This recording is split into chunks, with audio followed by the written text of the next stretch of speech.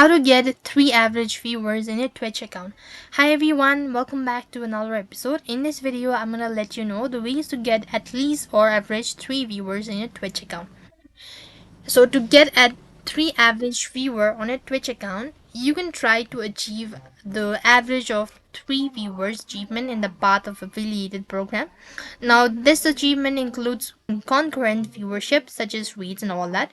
The path to an affiliated program also includes the following achievements such as reach 50 followers and stream for 8 hours and stream on 7 different days. Now it can also take 24 to 48 hours for the achievement data to sync with your dashboard data. Now one of the easiest way to do it so is by buying of viewers. You could go ahead and simply follow the steps on how you could do this procedure. So that's all for this video. I hope the video was helpful. Make sure to like, share and subscribe to our channel. Thank you for watching. See you in the next video.